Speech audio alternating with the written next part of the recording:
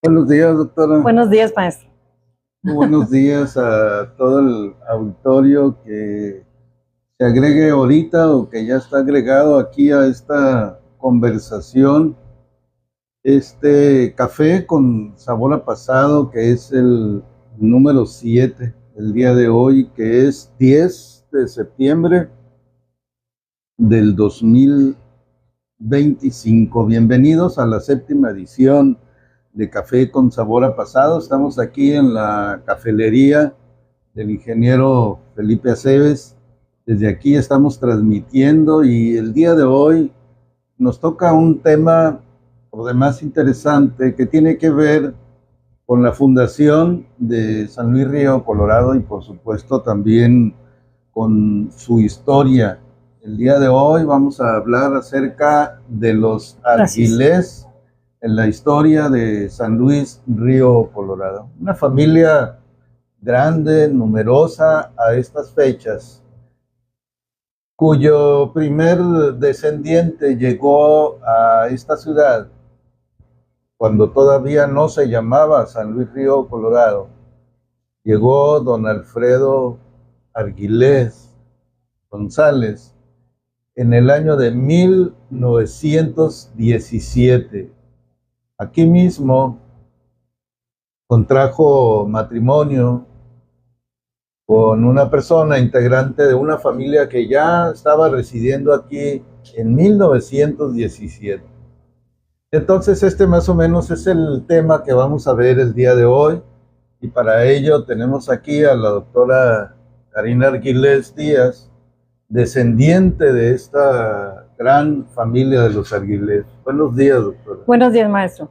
Pues sí, vamos a recapitular un poquito de dónde viene la familia Argilés, de dónde provienen. El apellido dicen siempre que en todos lados, que pronuncien mi nombre, mi apellido, ¿de dónde es el? Pues se viene de origen francés, viene de lo... ¿Argilés o Argilés? Se fue cambiando lo que es el apellido, era Argüelles, era con diéresis. Así está dentro dentro de lo, de puedo decir, del árbol genealógico y dentro de los archivos históricos que están como, por ejemplo, ellos llegaron con la recesión, los franceses llegaron con la recesión de la Revolución Francesa, pues de Francia, vinieron muchos europeos a lo que era para acá, para lo que era América Latina, que es Estados Unidos, México y Sudamérica. Sí, doctora, nada más que vamos a dar oportunidad de que se conecten más personas a la transmisión. Y vamos antes a dar a conocer las efemérides que corresponden a esta semana y vamos a hablar un poquito de los eventos. Y ahorita entramos ya en materia con lo de los Argilés y así damos oportunidad para que más personas se vayan conectando a la transmisión. Déjenme comentarles que un 7 de septiembre de 1953 fue inaugurado el Colegio Quino que impulsó el padre Guadalupe Álvarez, misionero del Espíritu Santo, Bernarda González, Clementina Moruquecho, Lucía del Carmen Gutiérrez, Adriana Gutiérrez y Aurora Alatorre Chávez fueron algunas de las personas que fundaron este colegio, el Colegio Quino Asociación Civil. Ya no existe como institución educativa, sin embargo, ahí está el edificio y ojalá que dure por bastante tiempo todavía este edificio. El 7 de septiembre también de 1973 fallece en San Luis Río Colorado a la edad de 78 años el señor Alfredo Argilés González. Don Alfredo nació un 28 de junio de 1895 en Tecate, Baja California. Fue hijo de Juana González y de Jacques Bastián Argilés. Es uno de los personajes de los que vamos a hablar este día que tienen que ver con la familia Arguilés. Y también comentarles que el 9 de septiembre del 2023, hace apenas 2 años, que falleció a la edad de 96 años, don Francisco Cuen Murrieta, el segundo de los hijos de don Pablo Cuen Angulo y doña Anita Murrieta Cota. Don Chico Cuen, como se le conocía, había nacido en lo que se llamaba en ese momento la colonia Lagunitas. Hay que recordar que los ejidos se formaron hasta el 37, entonces todavía no se llamaba ejido Lagunitas, sino colonia Lagunitas. Él había nacido el 14 de diciembre de 1927 y estuvo casado con doña Leonarda Carrasco, la famosa Leona Cuen de San Luis Río Colorado. Después de estas efemérides históricas, pasamos a recordarles los eventos que tendrá la tertulia. Y pues precisamente la doctora estaba invitando hace un momento a nuestra ceremonia del grito, la Gran Noche Mexicana, que vamos a tener ya este viernes a partir de las 9 de la noche para un evento artístico en alusión, en festejo del 215º aniversario de la independencia de México. Esta será nuestra tertulia número 606 y ya nos confirmó el legendario músico y compositor Nacho Cuen y sus invitados, sus hijas, sus invitados, sus amigos que vienen a cantar con él. También va a estar este viernes, estuvo el viernes anterior y ya nos confirmó que también lo hará este viernes para festejar con nosotros la independencia. Va a haber antojitos mexicanos, nos dijo aquí el ingeniero Chameri que tendrá tamales, que tendrá aguas frescas, café frío, seguramente café caliente también. Normalmente aquí tiene agua, botellas de agua natural y refrescos, así que están invitados a venir a celebrar el grito de independencia o la Noche Mexicana, como ustedes le quieran llamar. Vamos a tener una breve ceremonia cívica, es decir, vamos a dar el grito, también vamos a poner el grito en el cielo, pero también habrá fiesta y convivencia. El viernes 19, poemas de Pablo Neruda, y el viernes 26 de septiembre, en nuestra tertulia número 608, tendremos el honor de presentar un libro. Se llama Historia Incómoda de Mexicali, de Raimundo Rascón Villalobos. Él es de Mexicali, así que están cordialmente invitados a nuestras actividades. Y ya entrados en materia en relación a la familia Arguilés, ya nos decía la doctora que la familia vino desde Francia y ellos llegaron seguramente por mar, me quiero imaginar, aunque estamos hablando del 1800, llegaron a las costas de Baja California, si no es que más al sur. Así es, como familia pionera también dentro de los franceses, vamos a hablar recientemente de los Arguilés, llegaron por Santa Rosalía. Digo al principio, dije que por la recesión de la Revolución Francesa a mediados o a cuartos del siglo XIX, y llegan, unos llegan a Estados Unidos, otros a México y otros a lo que era Sudamérica, América Latina, lo que es Centroamérica. Y hay algunas familias que se asentaron en lo que se puede decir en Veracruz. Hay todavía pueblitos franceses, no sé si en Sinaloa hay, y en Guerrero, y también hay en Santa Rosalía. En Santa Rosalía, mis datos que los he recopilado, he dado recopilaciones de los libros que este es en Memorias, Balances y Perspectivas de Antropología de Historia de Baja California, que nos habla de las familias pioneras de Tecate, que está en Baja California. Santa Rosalía se encuentra en Baja California Sur y van emigrando.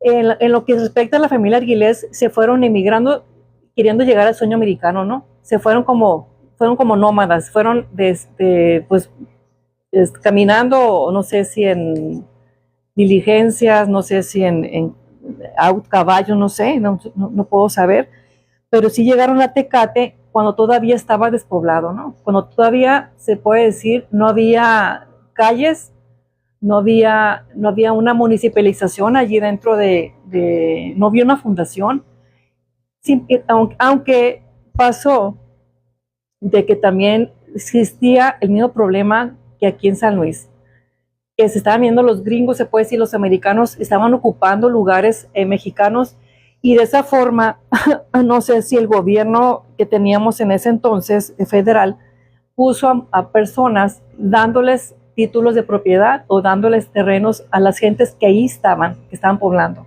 Alrededor, dentro de los datos, eran alrededor de unas 80, no sé si 80 familias que estaban agrupadas, se puede decir, en lugares, en un lugar que era la parte montañosa donde estaba el agua. Y en ahí donde está, ahorita está San Valentín, está Juntas de Nejí, está las juntas, San Valentín, ¿qué otros? Nacho Güero, esos todavía existen con el nombre ahí.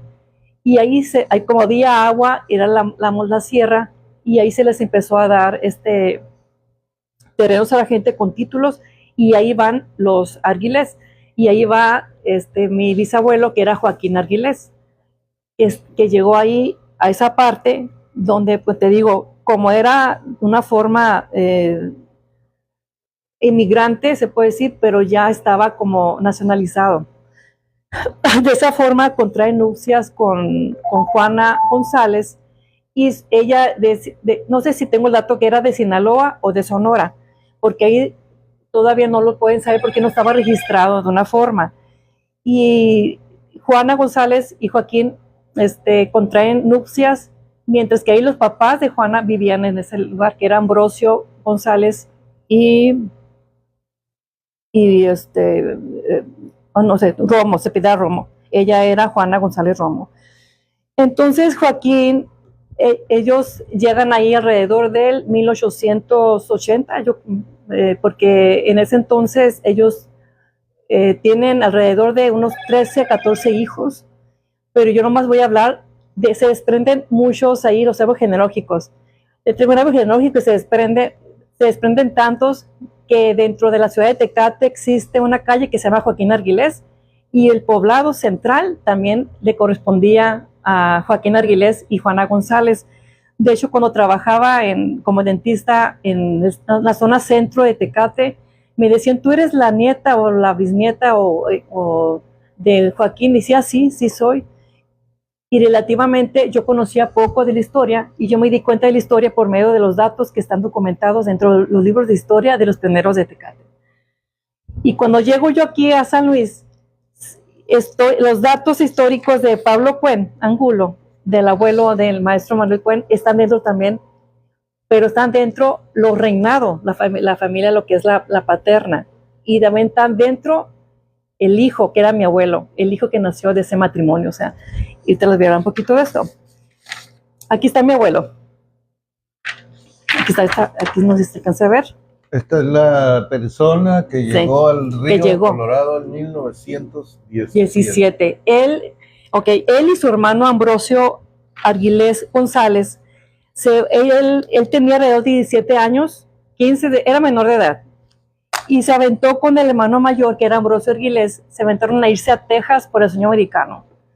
El sueño que ellos tenían de los papás, irse a seguir el sueño americano, porque de ahí había mejor.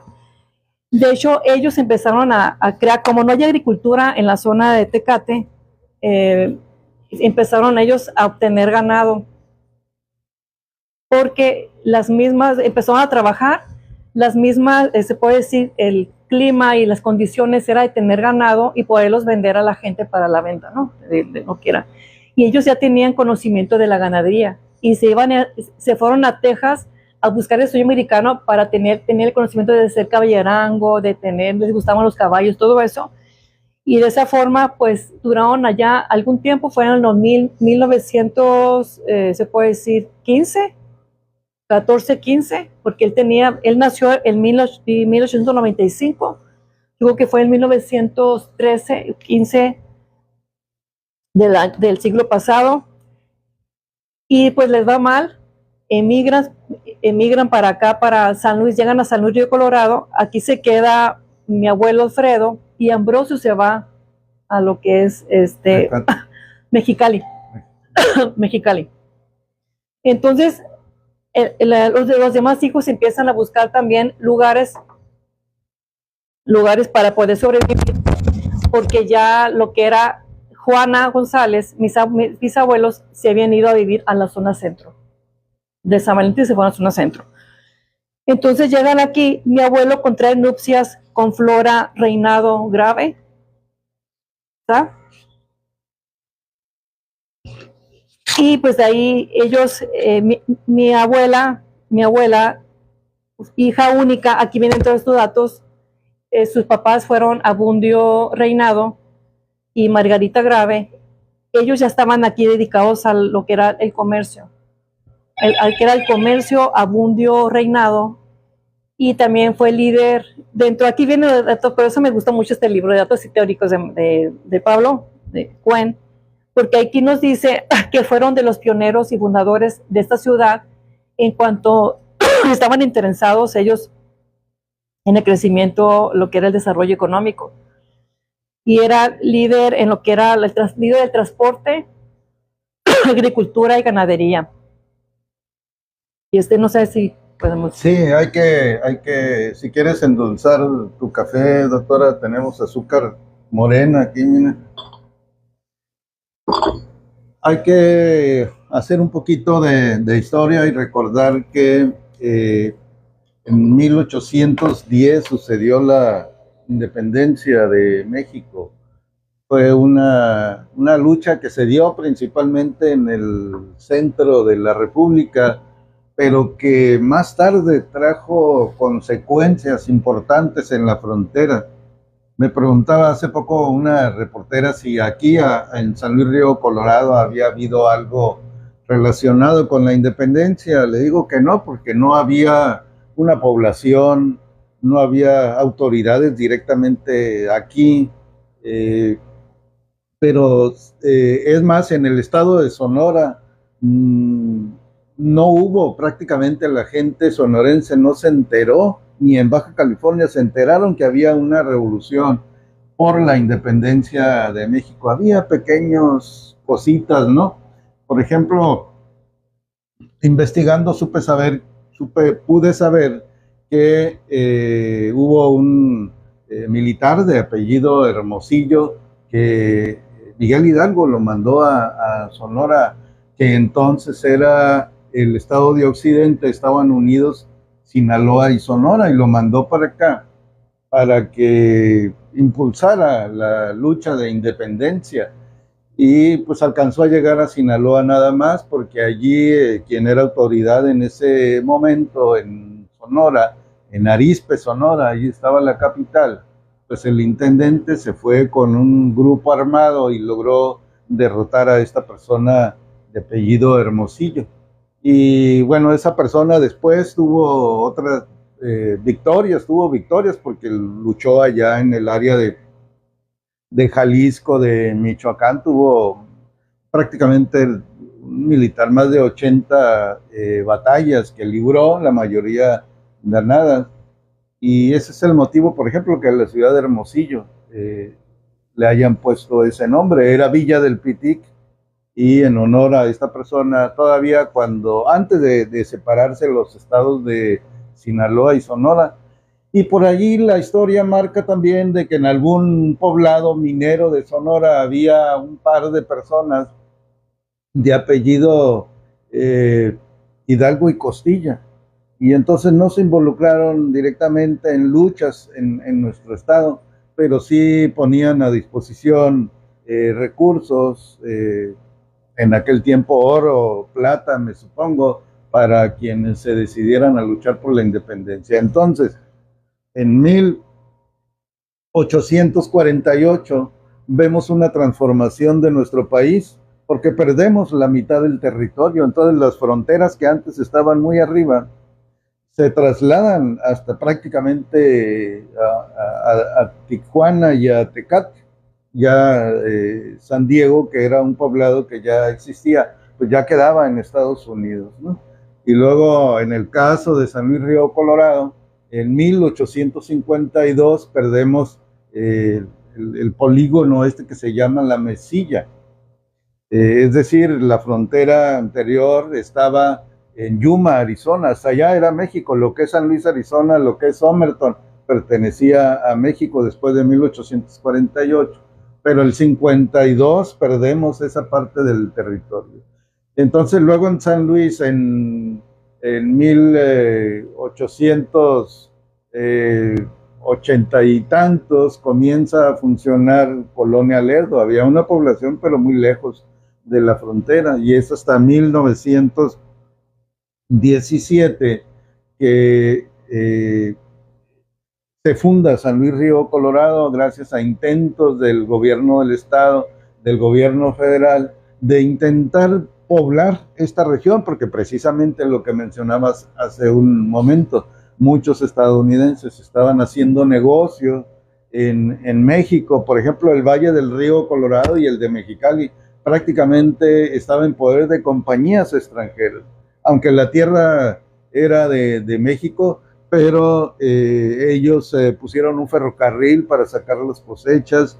Ellos eran los dueños del agua, los dueños de las compañías que comercializaban el producto, los dueños de transporte, prácticamente los dueños de todo.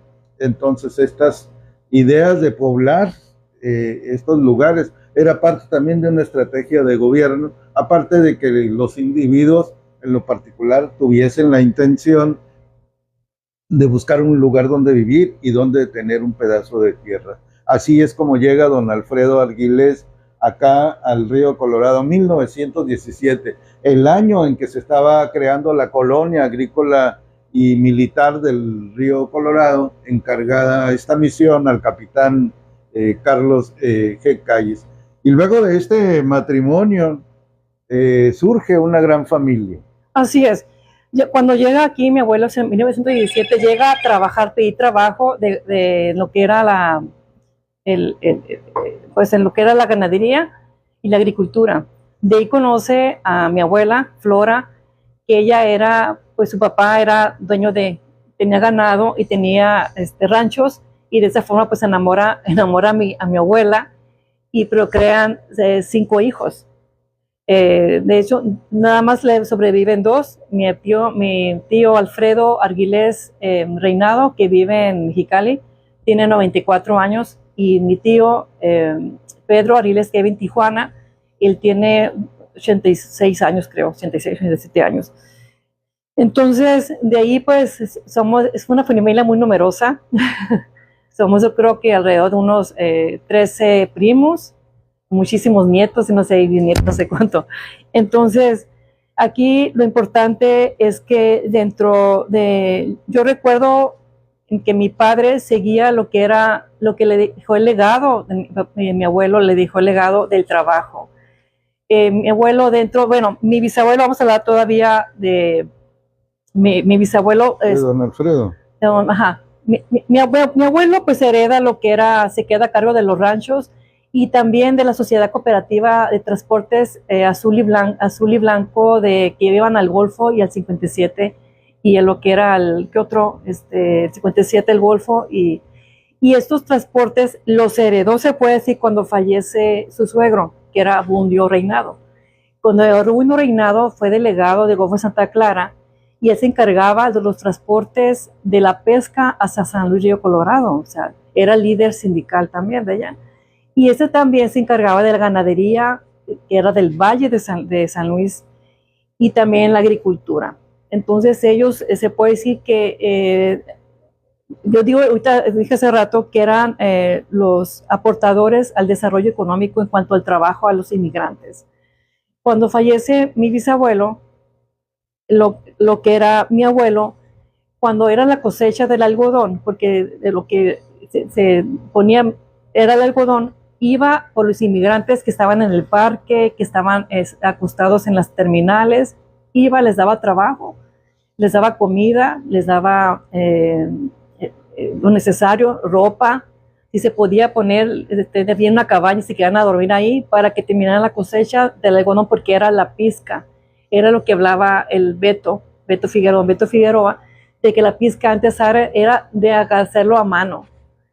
Y yo quiero recordar que yo lo hice jugado también, me ponía el saco, no lo podía, y iba agarrando las bolitas, ¿no? Que me encantaba agarrar las bolitas de algodón y así. Íbamos a la pesa, mi papá estaba en la pesa, y mi papá pues no nos daba dinero, ¿va? Pero nos daba un dulce, nos daba aquí. Pero el rancho todavía existe, ahorita actualmente existe todavía el rancho, que tiene alrededor de unos, yo creo que tiene más de 100 años, este rancho, donde ahorita pues está en siembra. Pero aquí lo bonito era de que mi papá hizo lo mismo, mi bisabuelo hacía lo mismo, mi papá hacía lo mismo, agarraba a los migrantes también del parque, si no tenía trabajadores, les daba trabajo, y esos migrantes ya tenían su casa y ya tenían hasta su carrito, y yo recuerdo viendo los pescadores de los nombres, que eran siempre los mismos en cada cosecha. Y lo que era la ganadería se acabó la ganadería, y lo que era los transportes, pues recuerdo todavía en los finales de los 80 que todavía los transportes mixtos Azul y Blanco, que era una cooperativa de choferes, de dueños de sus concesiones, todavía hacían los viajes para el Golfo de Santa Clara, el 57, y con el otro el 43, ¿va? Entonces, esto me queda como el legado. La sociedad cooperativa se deshizo, porque era como un convenio de que si morían ahí lo podía agarrar, o sea, y pues murieron todos los de la cooperativa, y pues ahorita creo que no existen más, existen las puras ruinas ahí dentro de la cuarta, y Grupo Victoria está. Félix Contreras y cuarta están todavía en las ruinas, no sé si te acuerdas. Entonces, yo recuerdo que me subía, mi papá se iba a las 3, 4 de la mañana por pasaje, se iba. Y yo me acuerdo que en la casa, como se quedaba estacionado el camión ahí, olía a diésel. Cuando estaba calentado olía a diésel. Pero mi papá, una persona muy trabajadora, que en paz descanse, mi padre murió en 2023, el 7 de diciembre de 2023 fallece él por un cáncer. Pero todo eso sí lo quiero renombrar un poquito y reconocerlo, que fue una persona, yo no sé cómo le hacía, que estaba en la agricultura, que estaba en lo que era la sociedad cooperativa de transportes, y andaba construyendo y andaba aquí mi padre. Por eso digo que mi padre se me fue rápido, porque tanto que trabajó y pues es valorado. Y en lo que es quiero seguir un poquito con lo que es la familia. De la familia le sobreviven dos, como te digo, dos son abogados. Mi padre le tocó también la oportunidad de estudiar en Ciudad de México, porque aquí no había prepa ni había universidad en los años 40, ¿no? 40, 50, no había universidades. Por eso hay que valorar mucho los estudios que tenemos y las oportunidades que tenemos. Mi padre se fue a estudiar a la prepa a Ciudad de México junto con mis tíos que estaban en la universidad. Mi abuelo se pone enfermo, él deja todo, porque luego le dice, vente conmigo a ayudarme, que yo no puedo. Le pegó, estaba en el rancho como en época de riego, se cae, se encaja un clavo en la planta de los pies, le cae gangrena, no se quiere cortar el pie, dijo que no iba a estar pues mucho de una forma, manco, y lo que hace ahí, que él pues pierde la vida, ¿no? Se va rápido, la gangrena se le sube y muere pronto. Mi padre joven, unos 15, 20, 17, 18 años, se queda a cuidar y se queda a cargo de todo lo que era pues todo lo que eran los compromisos, las responsabilidades, porque no había quien más estuviera en casa después de la muerte de mi abuelo. Y mi padre pues se queda a cargo de todos, Jesús Arguilés se queda a cargo de todo, y pues él sigue lo que es el legado del trabajo. Claro que sí, doctora. Aquí en el libro Datos Históricos de San Luis Río Colorado está hablando don Pablo Fuen y dice que él llega por primera vez aquí a San Luis en 1918 y dice que los residentes, él tiene referencias que en 1913 estaba aquí habitado por una tribu denominada Cucapá. De hecho, los Cucapá pues tienen en ambos lados del río Colorado más de 5,000 años viviendo, y que una familia mexicana vivía al pie de la mesa arenosa en donde entronca hoy la calle Cuauhtémoc y la línea internacional.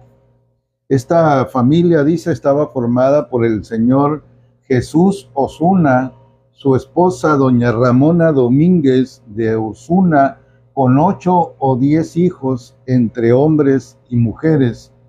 El mayor de todos era Eduardo Tito, le seguía Juan el Pilo, y los demás, dice don Pablo aquí, que pues no se acuerda, eran mujeres, ¿no?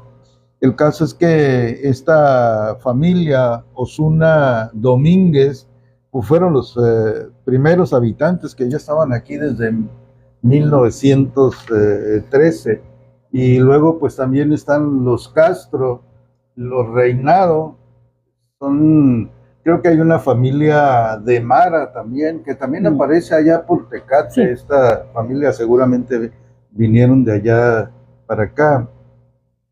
Muchas familias que vivieron en los primeros años de San Luis vinieron de por allá de Tecate. Revisé alguna vez los datos del registro civil, los primeros registros, y allí viene el dato de quienes acudieron a registrarse, que normalmente eran personas que ya vivían aquí, que nacieron antes de 1924, cuando se establece el registro civil, y son llevados a registrar de forma extemporánea, pues porque no había registro civil, y narra allí, porque dice de dónde son.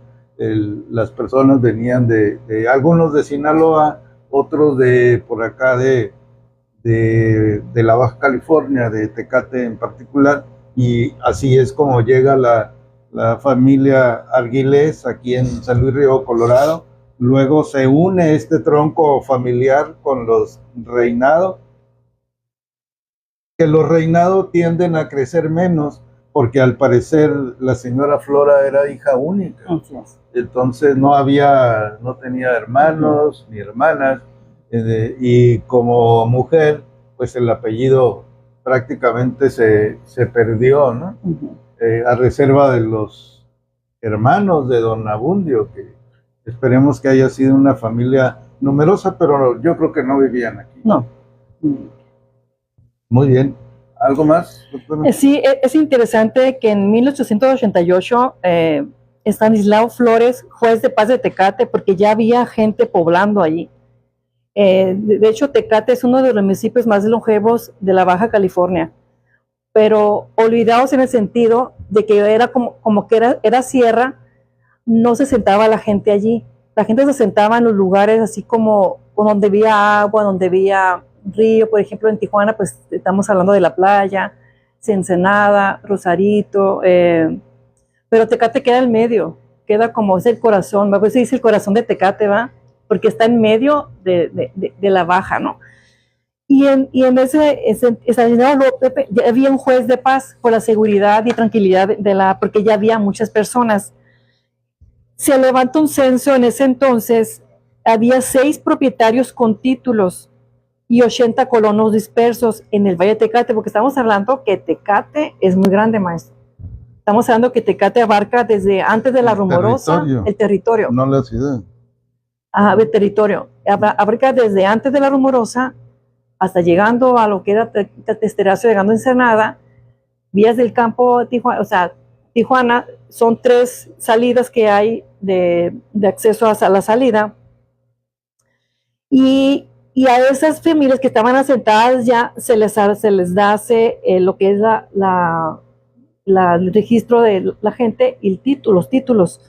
Y en ese entonces estaba Carmen Salazar, viuda de Béjar, Bernardo Arguilés, era hermano y creo que de Joaquín, Francisco Béjar, Bernardo, un hijo, y esto de ahí es cuando ellos se quedan, se asientan en Tecate, pero no había poca producción económica, desarrollo económico, y la gente empieza a emigrar. Pues claro que en la sierra, ¿qué va a haber? O sea, no había, la gente yo creo que era de la casa, no sé, no había mar, y se va a la ciudad. Y de ahí, como digo, en el centro, en el corazón, en el centro de la ciudad, ahí es donde hacen su vida Joaquín y Juana Argüelles. Y hablando de, se me olvida, no sé, para finalizar, bueno, para ir cerrando, la parte de los Argüelles que venimos de Joaquín Argüelles y Juan Argüelles, lo que es el Panteón Argüelles, el Panteón Argüelles existe un panteón, porque en ese entonces no había panteones en la ciudad y se hace uno de los primeros panteones aquí que todavía se conserva, ¿no? Panteones familiares. Panteones familiares, no son muy comunes. Ese panteón se encuentra en el rancho San Valentín, enfrente donde está rancho Nacho Güero, todavía son de las propiedades Argüelles. Y ahí en algunos lugares, ya como el rancho, se puede decir, Club Campestre Heréndira, viene siendo un lugar turístico que se encuentra a un lado de las cañadas. Y entonces yo quiero hablar un poquito de allí. Este panteón, dice Rancho Argüelles, es una fracción del terreno que se desprendió de un predio mayor llamado San Valentín. San Valentín todavía existe y desgraciadamente está en litigio con Argüelles emparentados con gente de Tijuana, con gente de San Diego. Está en litigio ese rancho porque no se hizo realmente un testamento real. Y los que estaban allí, se puede decir que se quedaron por, digo yo, derecho del tanto, se quedaron allí, los quieren pues, de despojar o desalojar de ahí, porque ese rancho todavía pues que no quedó intestado, ¿no?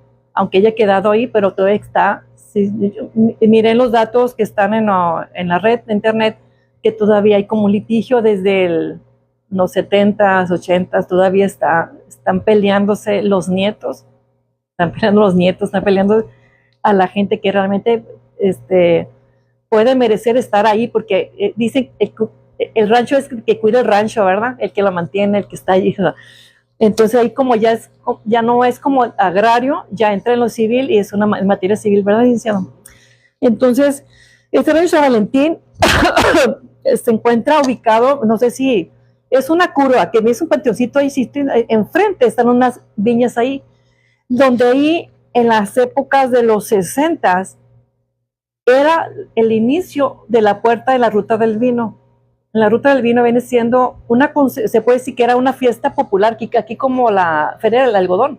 Era una fiesta popular de Tecate, pero la concesión la vendieron a uno de Tijuana y ya la tiene a Tijuana, por eso la Ruta del Vino ya se hizo comercial. No respetaron así como por la costumbre, ¿no? Y lo registraron y pues ya digo, ya valió, de una forma que ya no existe.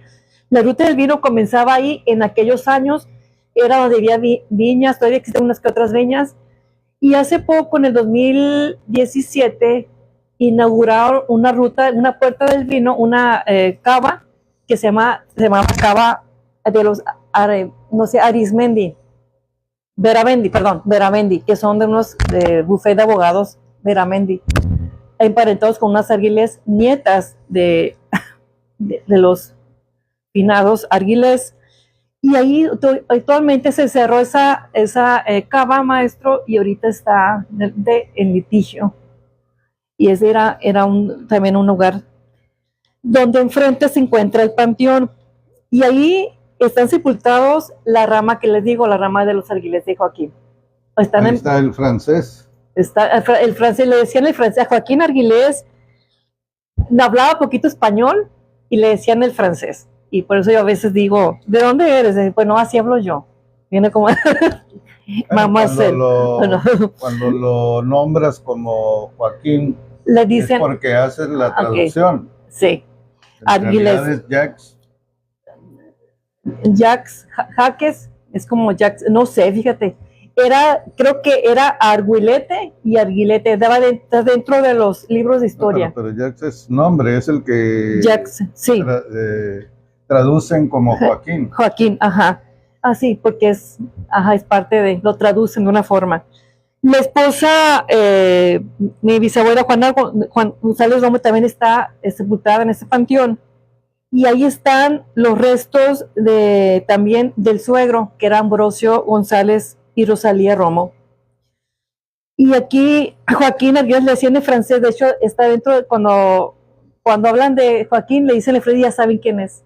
Que al final mi bisabuelo vendió todo muy barato porque ya estaban cansados, los hijos no volvieron al lugar de donde nacieron, murieron por acá, por lugares lejanos, y ellos murieron, dice que murieron solos. Qué tristeza, a veces me da tanta tristeza de que yo trabajaba enfrente de donde ellos murieron, casi enfrente, donde está la farmacia, el doctor Palomares, farmacias y tal, ellos tenían su casita ahí, y todo, y quedaban así como las casitas de antes, las antiguas, como de adobe, estaban ahí, me decían, mira Karen, aquí vivían tus bisabuelos. Yo con aquella melancolía, ahorita ya que me acuerdo, dije, híjole, qué tristeza, pues dejar el lugar donde vives y olvidarte de tus seres queridos, ¿no? Entonces, no sé qué más puedo decir. Bueno, comentarles aquí en este mismo libro viene una lista de los primeros pobladores de San Luis.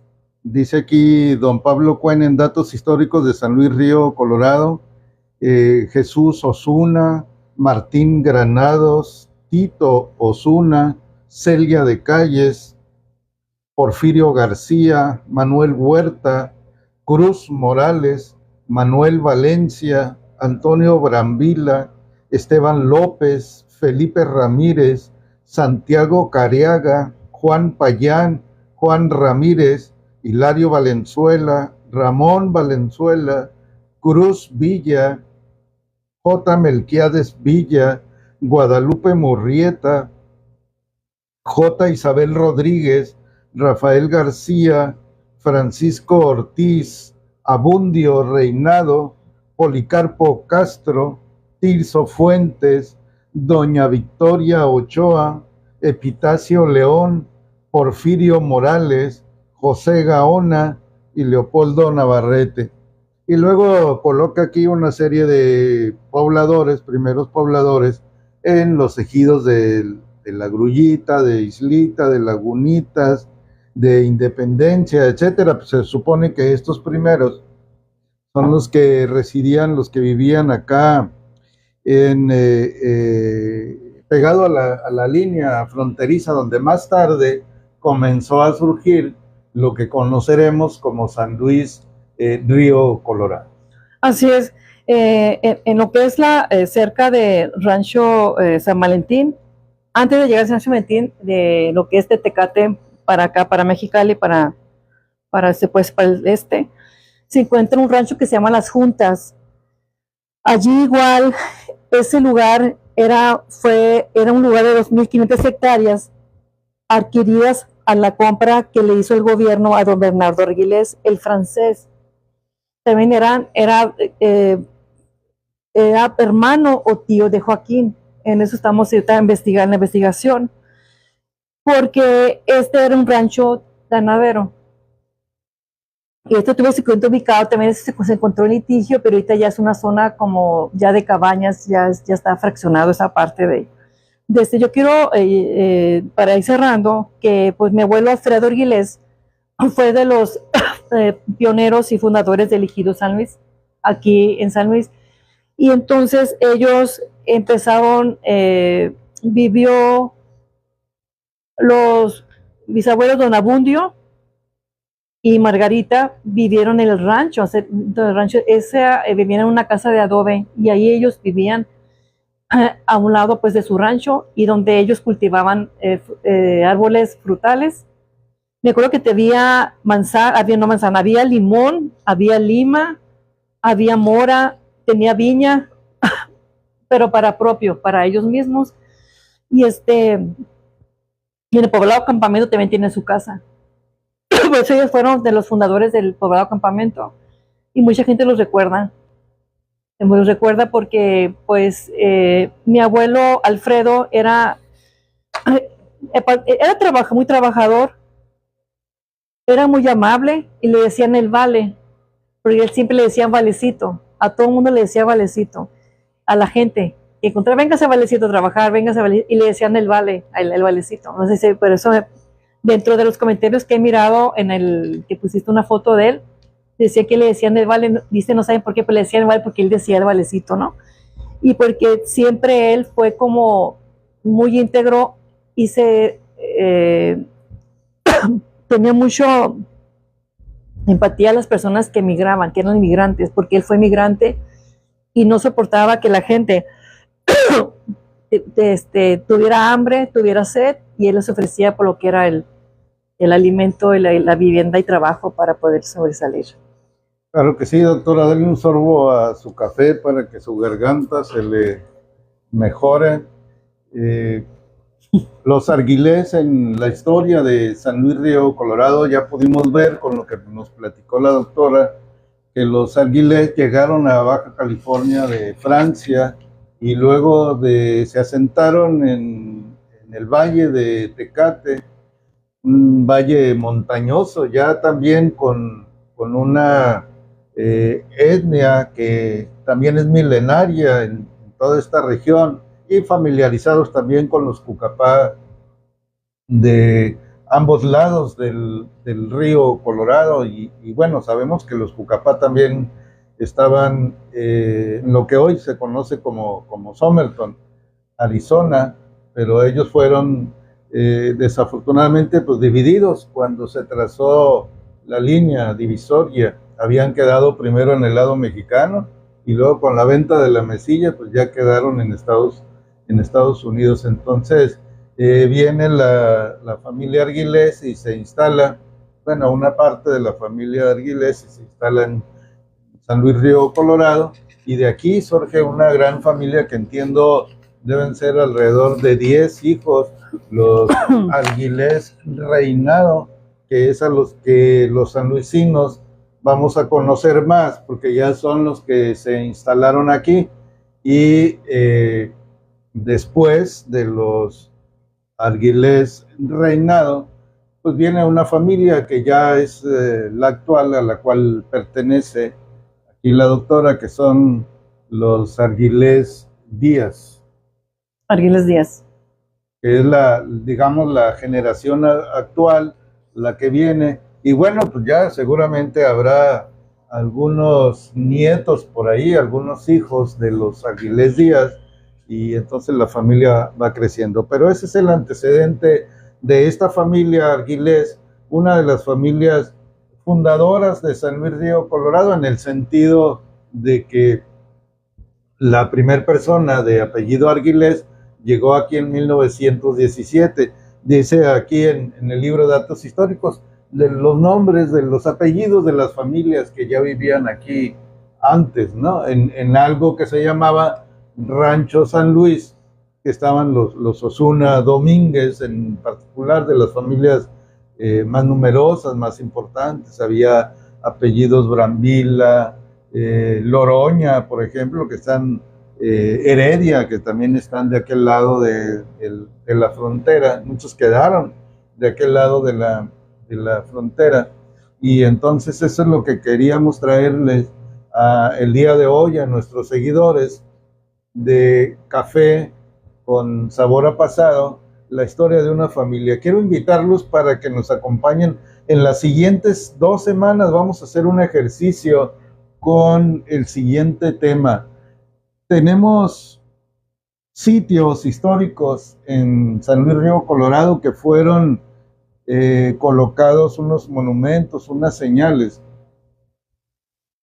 Y en esos monumentos se colocó un código QR que los refiere a la página del ayuntamiento.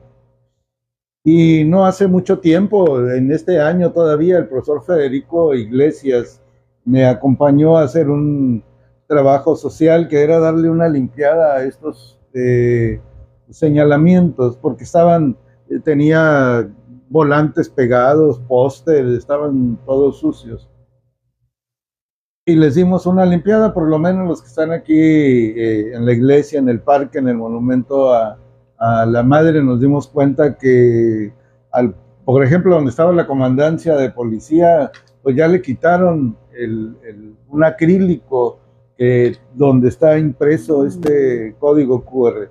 Entonces lo que sucede es que estos sitios que están vigentes y te mandan a la página del ayuntamiento, esta información está muy atrasada y en algunos no hay nada. Entonces la idea que tenemos es que las personas que tengan información y tengan interés en ayudar para actualizar esta información, pues vengan en las próximas 2 sesiones.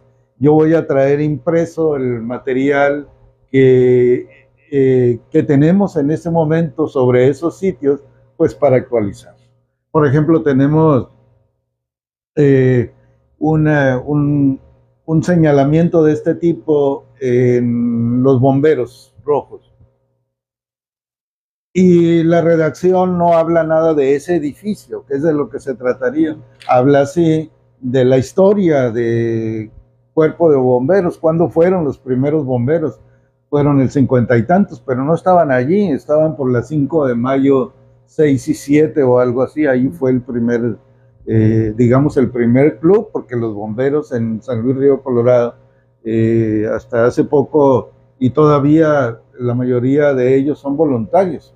Se supone que hay algún grupo que están en la nómina del ayuntamiento y son bomberos municipales, pero la mayoría son voluntarios. Entonces ellos se instalan primero allá y luego se construye el cuartel de bomberos que hoy conocemos atrás de donde estaba la comandancia. Entonces, igual el edificio donde está el PRI hoy en día, que estaba ahí el Mercado San Rafael, de una familia también importante en San Luis Río Colorado, importante por la historia, me estoy refiriendo. Toda la información no está actualizada.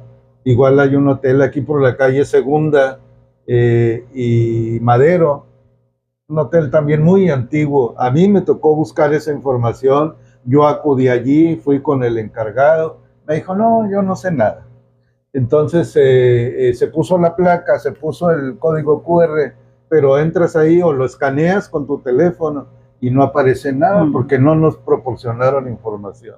Entonces el ejercicio que queremos hacer, yo sé que le corresponde a las autoridades municipales, pero si ellos no lo hacen, yo creo que como ciudadanos podemos apoyar para que esta información esté actualizada, esté vigente, y cuando venga una persona de fuera y se pare afuera de la iglesia Inmaculada y quiera capturar en su teléfono la información de ese código QR, pues tenga exactamente la información que dice ahí que le va a dar ese código QR.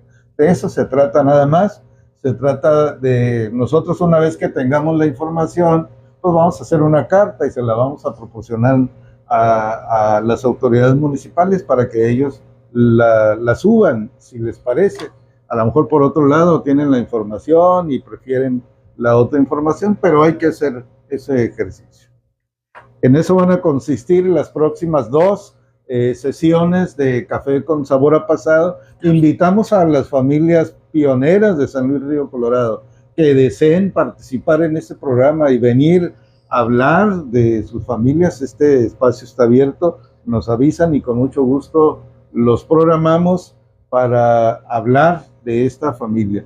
En alguna ocasión podemos hacer inclusive una transmisión, una sesión de Zoom, si las familias no se encuentran en la ciudad y no pueden venir aquí, y entonces también lo podemos hacer de esa manera. Gracias por la invitación. Gracias, doctora. Gracias por los que vinieron aquí, gracias y por el interés. Gracias. Nos vemos la próxima semana. Buenos días.